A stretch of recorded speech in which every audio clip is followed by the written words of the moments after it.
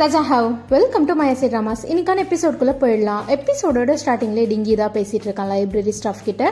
இத்தனை வருஷம் ஆயிடுச்சு, எனக்கு இன்னும் ஃபேன்ஸ் இருப்பாங்க நீ நினைக்கிறியா அப்படின்ற மாதிரி கேட்கும். அந்த பர்சன் சொல்லிட்டு இருக்காங்க, எனக்கு வெளியே எப்படி இருப்பாங்கன்னு தெரியல, ஆனால் இந்த லைப்ரரியில் உள்ள எல்லா ஸ்டாஃபும் உங்களோட ஃபேன் தான், ஜஸ்ட் ஒரு மீட் மாதிரி பண்ணலாம் அப்படின்ற மாதிரி சொல்லவும் டிங்கியும் சொல்லிட்டு இருக்கான், வெளி ஆட்களை யாரையும் இன்வைட் பண்ணாத, மீடியா ஆட்கள் வேண்டாம், பப்ளிசிட்டி வேண்டாம், ஜஸ்ட் உங்கள் ஸ்டாஃப் கூட வேணா நான் மீட் பண்ணுறேன் அப்படின்ற மாதிரி சொல்லிடுறான். ஓகேன்ற மாதிரி அந்த பர்சனும் சொல்லிட்டு கிளம்புறாங்க.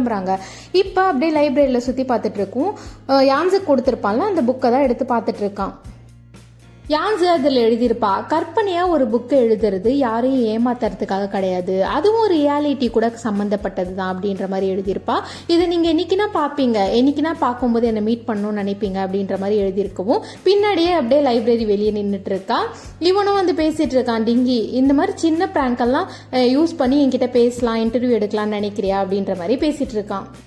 இப்போ யான்ஸு கேட்டுட்டு இருக்கா, நீங்கள் யூஜி படிக்கும்போது ஒரு புக்கு எழுதுனீங்கல்ல, அதை ஏன் பாதியிலே நிப்பாட்டி வச்சிருக்கீங்க, ஃபுல்லாக எழுதலாமே அப்படின்ற மாதிரி கேட்கவும் இவனும் சொல்லிட்டு இருக்கான், நீ என்னோட இன்ஃபர்மேஷனை கேதர் பண்ணி என்னோட காலேஜுக்கு போய் அப்படின்ற மாதிரி கேட்கவும் யான்ஸையும் ஆமாம் நான் உங்கள் இன்ஃபர்மேஷனை கேதர் பண்ணேன் அப்படின்ற மாதிரி ஒத்துக்கிறா. இவனும் கேட்டுட்டு இருக்கான், நீ என்னோட இன்ஃபர்மேஷன்லாம் கேதர் பண்ணுறனா என்னை இன்டர்வியூக்கு அக்செப்ட் பண்ண வைக்கிறதுக்காக தானே அப்படின்ற மாதிரி கேட்கவும் யான்ஸு சொல்லிட்டு இருக்கா, இன்டர்வியூக்காக அக்செப்ட் பண்ணுறதுக்காக மட்டும் இல்லை, நான் உங்கள் கூட ஃப்ரெண்ட் ஆகணும் அப்படின்ற மாதிரி சொல்லிட்டு ஒரு ரெஸ்டாரண்ட் கூட்டிகிட்டு போகிறா. அங்கே போயிட்டு சொல்லிட்டு இருக்கா, நான் எல்லாரையும் இந்த ரெஸ்டாரண்ட்டுக்கு கூட்டிகிட்டு வர மாட்டேன், என் கூட ஃப்ரெண்ட் ஆகணும்னு நினைக்கிறவங்களை மட்டும் தான் கூட்டிகிட்டு வருவேன் அப்படின்ற மாதிரி சொல்லவும் டிங்கியும் சொல்லிட்டு இருக்கான், நான் யார் கூடயும் ஃப்ரெண்டாக விரும்பலை அப்படின்ற மாதிரி சொல்லிட்டு இருக்கான். இப்போ யான்ஸு கேட்டுட்டு இருக்கா, நீங்கள் டிரைவராக ஒர்க் பண்ணுறீங்க, மற்றவங்க கூட இன்ட்ராக்ட் பண்ணாமல் எப்படி ஒர்க் பண்ணுவீங்க அப்படின்ற மாதிரி கேட்டுட்டு இருக்கும். இவனும் கேட்டுட்டு இருக்கா, நீ ஒரு கேப்ல ஏறுறேன்னு வச்சுக்கோ, அந்த டிரைவர் கிட்ட பேசிட்டே இருப்பியா அப்படின்ற மாதிரி கேட்கும். யான்ஸும் சொல்லிட்டு இருக்கா, நான் ஒரு ரிப்போர்ட்டர், அதனால ஆப்வியஸாக நான் வந்து எல்லாத்தையுமே பார்ப்பேன், எல்லாத்தையுமே அப்சர்வ் பண்ணுவேன், அந்த பர்சன் என்னென்னலாம் பண்ணுறாங்கன்னு சொல்லிட்டு அப்சர்வ் பண்ணுவேன் அப்படின்ற மாதிரி சொல்லவும் இவனும் சொல்லிட்டு இருக்கான், நான் டிஃப்ரெண்ட், நான் டிரைவராக ஏன் போனேன்னா நான் என்னோட லைஃப்பில் ஆடியன்ஸாக இருக்கணும்னு நினைக்கிறேன்,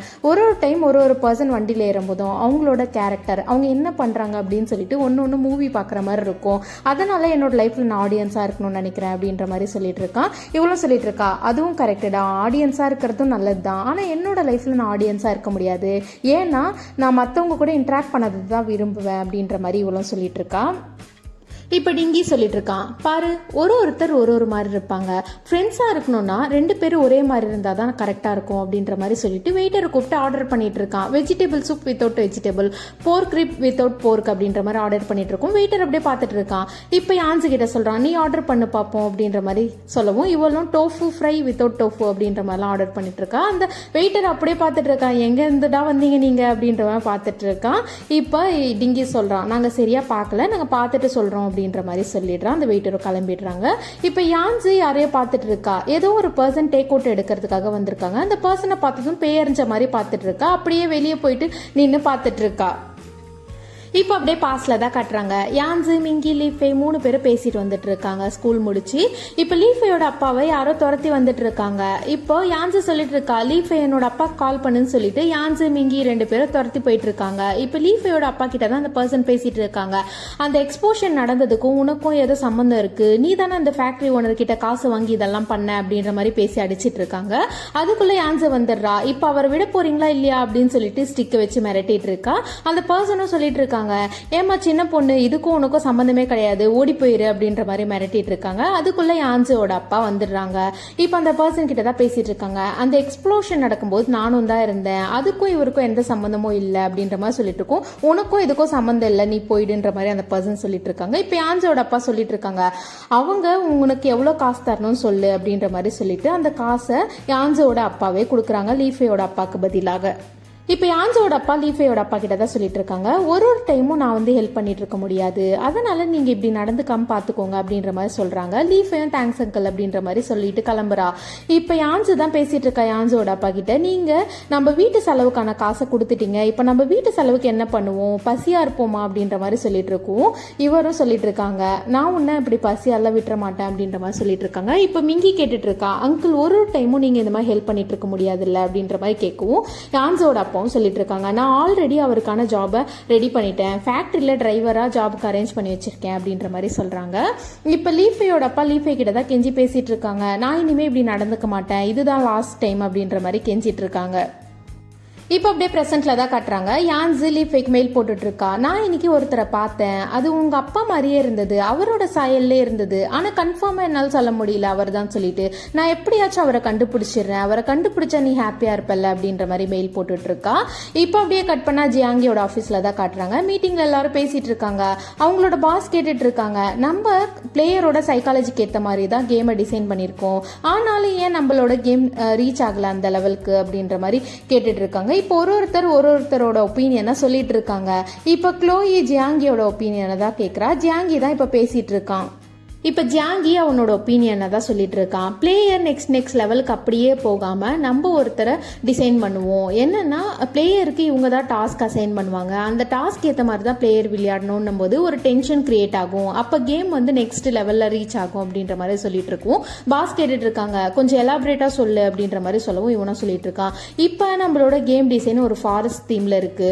ஸோ ஒரு லெவல்லையும் ஒரு பெரிய ட்ரீயை டிசைன் பண்ணி அதில் க்ளூஸ் அண்ட் இன்ஃபர்மேஷனை வைப்போம். அந்த இன்ஃபர்மேஷன் க்ளூஸை பேஸ் பண்ணி ஒரு பிளேயரும் விளையாடுவாங்க, அப்போ கேம் ரொம்ப இன்ட்ரெஸ்டிங்காக இருக்கும் அப்படின்ற மாதிரி சொல்லவும், உன்னோட ஐடியா நல்லா தான் இருக்குது, இதை முடிக்க எவ்வளோ நாள் ஆகும் அப்படின்ற மாதிரி பாஸ் கேட்டுட்டு இருக்காங்க. 2 வீக்ஸில் முடிச்சு தரோம் அப்படின்ற மாதிரி ஜியாங்கியோட ஆப்போனன்ட் சொல்லிட்டு இருக்காங்க. க்ளோயி ஜாங்கியை லஞ்சுக்கு இன்வைட் பண்ணுறா. ஜாங்கி எனக்கு அப்பாயின்மெண்ட் இருக்குன்ற மாதிரி சொல்லிடுறான். க்ளோயும் கேட்டுட்டு இருக்கா, எப்பயும் இதே தான் சொல்கிற அப்படின்ற மாதிரி கேட்டுட்டு இருக்கான். இப்போ ஜாங்கி யான்ஸுவை பார்க்கறதுக்காக தான் வந்திருக்கான். யான்ஸு கேட்டுட்டு இருக்கா, நீ பிஸியாக இருந்தியா, நான் உன்னை டிஸ்டர்ப் பண்ணிட்டேனா அப்படின்ற மாதிரி கேட்கும். நீ என்ன நினைக்கிற அப்படின்ற மாதிரி ஜாங்கி கேட்குறான்.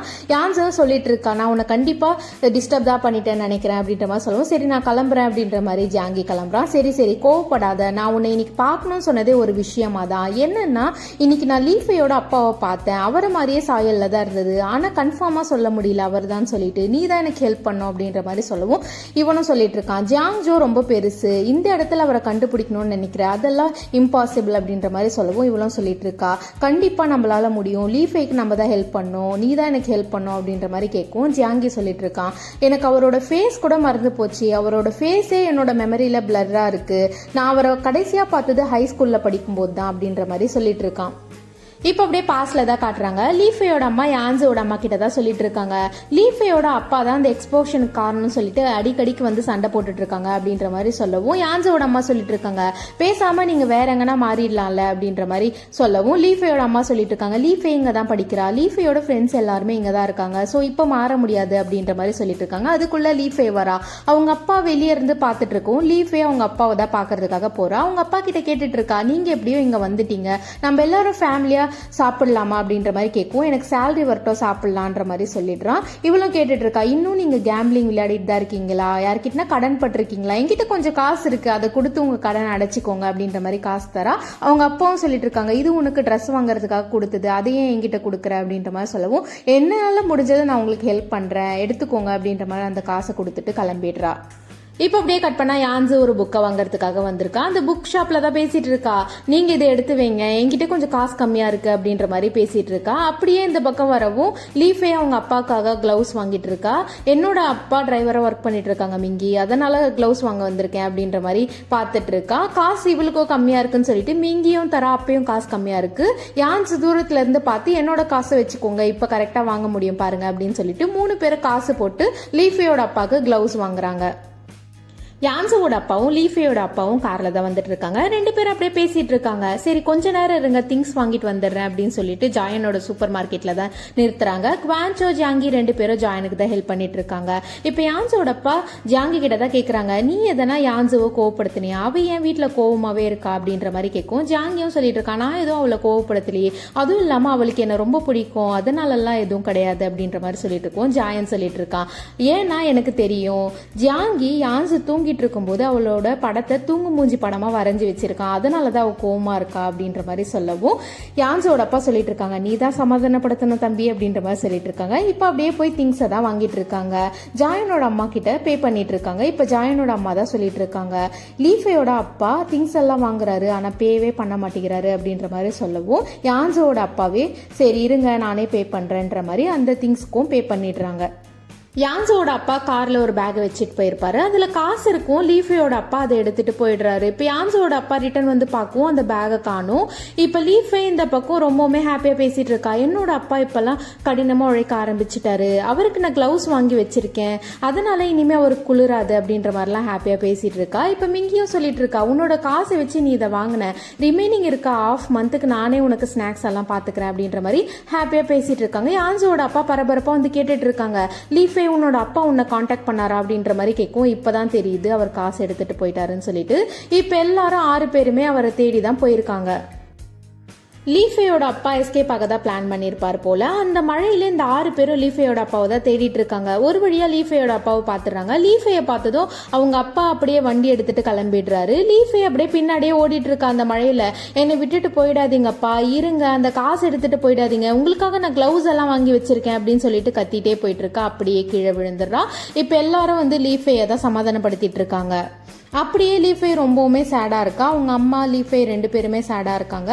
லீஃபை அவளோட ஓல்டு மெமரிஸ், அவங்க அப்பா கூட இருந்த மெமரிஸை தான் திங்க் பண்ணி பார்த்துட்டு இருக்கா.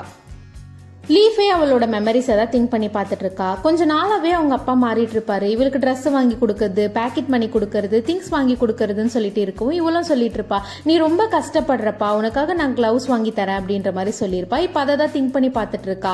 அவங்க அம்மாவும் அப்படியே சமாதானப்படுத்திட்டு இருக்காங்க.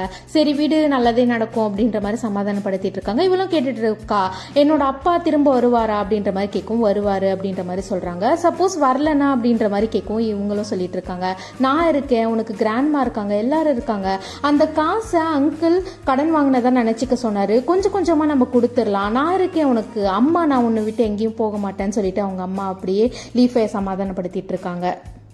இப்போ அப்படியே ப்ரெசென்ட்ல தான் காட்டுறாங்க. யான்ஸி ஜியாங் கிட்ட சொல்லிட்டு இருக்கா, லீஃபையோட அப்பாவை எப்படின்னா கண்டுபிடிச்சே ஆகணும் அப்படின்ற மாதிரி சொல்லவும் இவனும் கேட்டுட்டு இருக்கான், கண்டுபிடிச்சு என்ன பண்ண போற அப்படின்ற மாதிரி கேட்கும். லீஃபை கிட்ட சொல்லுவேன், அப்புறம் அவங்க கிட்ட கேட்பேன், எங்க அப்பாவோட காசை நீங்க ஏன் எடுத்துட்டு போனீங்க, லீஃபை ஏன் விட்டுட்டு போனீங்கன்னு கேட்பேன். கேட்டுட்டு அவர் இப்ப எப்படி இருக்காருன்னு தெரிஞ்சுக்கிட்டு அவருக்கு ஹெல்ப் பண்ணுவேன். எப்படி பார்த்தாலும் அவர் லீஃபையோட அப்பா அப்படின்ற மாதிரி சொல்லிட்டு இருக்கா. இவனும் கேட்டுட்டு இருக்கான், லீஃபையோட அப்பாவை கண்டிப்பா கண்டுபிடிச்சே ஆகணுமா அப்படின்ற மாதிரி கேட்கும். கண்டிப்பா கண்டுபிடிச்சே ஆகணும் அப்படின்ற மாதிரி பேசிட்டு இருக்காங்க. அதுக்குள்ள க்ளோயி வந்துடுறா. க்ளோயியை பார்க்கவும் யாரு அப்படின்ற மாதிரி கேட்கவும் 2 பேரும் அப்படியே இன்ட்ரோ ஆகிக்கிறாங்க. நான் தான் யான்ஸு, நான் தான் க்ளோயின்ற மாதிரி இன்ட்ரோ ஆகிக்கிறாங்க. யான்ஸு கேட்டுட்டு இருக்கா, அவங்க கூட ஒர்க் பண்றவங்களா அப்படின்ற மாதிரி கேட்கும். இல்ல நாங்க 10 வருஷத்துக்கு முன்னாடில இருந்தே ஃப்ரெண்ட்ஸ், யூகேல இருந்தே ஃப்ரெண்ட்ஸ், அதுவும் இல்லாம உங்க போட்டோ பார்த்திருக்கேன், நீங்க என்ன சைல்ட்ஹுட் ஸ்வீட் ஆட்டா அப்படின்ற மாதிரி பேசிட்டு இருக்கா. சரி சீக்கிரமா வா, ப்ராஜெக்ட்டுக்கு டைம் ஆகுது, இன்ஃபர்மேஷன்லாம் கலெக்ட் பண்ணோம் அப்படின்ற மாதிரி க்ளோயி ஜியாங்கியோட ஷோல்டர்ல கை வைக்கும். இவளுக்கு அப்படியே ப்ராசஸ் ஆயிடுது. சரி நான் கிளம்புறேன் அப்படின்ற மாதிரி யான்ஸுவும் கிளம்புறா. இவனும் சொல்லிட்டு இருக்கான், லீஃபையோட அப்பாவோட டிராயிங் முடிச்சுட்டு நான் உனக்கு அனுப்புறேன் அப்படின்ற மாதிரி சொல்லிட்டு இருக்கான். இவளும் அப்படியே கிளம்பிடுறா. இப்ப லீஃபை யான்ஸுக்கு தான் மெயில் போட்டிருக்கா, உன்னோட இன்டென்ஷன் புரியுது, ஆனா நீ அவரை தேட தேவையில்லை யான்ஸு, நான் ஃபர்ஸ்ட் அவர் என்னை விட்டு போகும்போது நான் ஃபீல் பண்ணேன், ஆனா உன்னோட கம்பெனி என்னை எல்லாமே மாத்திருச்சு, அதுவும் இல்லாம அந்த பிக் எக்ஸ்போஷன் என்னோட ஃபேமிலியவே மாத்திருச்சு, ஆனா அந்த எக்ஸ்போஷனால் தான் நான் உன்னை மீட் பண்ணேன், நீ தான் என்னோட ஃபேமிலி அப்படின்ற மாதிரி மெயில் போட்டிருக்கா. இப்போ அப்படியே பாஸ்ட்ல தான் காட்டுறாங்க. சின்ன வயசுல யான்ஸியோட பர்த்டேக்கு தான் எல்லாரும் அவங்க ஃப்ரெண்ட்ஸ் எல்லாரும் வெயிட் பண்ணிட்டு இருக்காங்க. இப்போ யான்ஸோட அப்பா ஜியாங்கியா தான் போய் கூப்பிட்டு வராங்க. ஜியாங்கி சொல்லிட்டு இருக்கா, நான் இன்ஸ்டன்ட் நூடுல்ஸே சாப்பிட்டுக்கிறேன், என்னை விட்டுருங்க அப்படின்ற மாதிரி சொல்லுவோம். உங்க அம்மா அப்பா பிசினஸ் ட்ரிப் போயிருக்காங்க, நீ என்னோட வீட்டில் தான் நைட் சாப்பிட போற, என்னோட பொண்ணுக்கு பர்த்டே, அங்க உன்ன மாதிரியே சின்ன பசங்க இருக்காங்கன்னு சொல்லிட்டு ஜியாங்கியா கூப்பிட்டு வந்து இன்ட்ரோ பண்றாங்க. எல்லாரும் அப்படியே இன்ட்ரோ ஆகிக்கிறாங்க. இப்போ யான்ஸோட பர்த்டேவை தான் செலிப்ரேட் பண்ணிட்டு இருக்காங்க. அப்படியே செலிப்ரேட் பண்ணிட்டு இருக்கோம், ஒரு பெரிய சத்தம் கேட்குது, ஒரு எக்ஸ்ப்ளோஷன் மாதிரி சத்தம் கேக்குது. அப்படியே எல்லாரும் சின்ன பசங்க எல்லாருமே பயந்துடுறாங்க.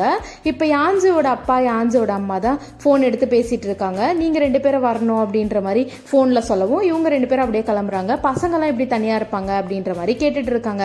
இதோட இந்த எபிசோட் முடிஞ்சது, இன்னைக்கான எபிசோட் முடிஞ்சது. லைக் பண்ணாதவங்க லைக் பண்ணிக்கோங்க, சப்ஸ்கிரைப் பண்ணாதவங்க சப்ஸ்கிரைப் பண்ணிக்கோங்க. வாஷ் யூ ஹை நீ டு ஆல்.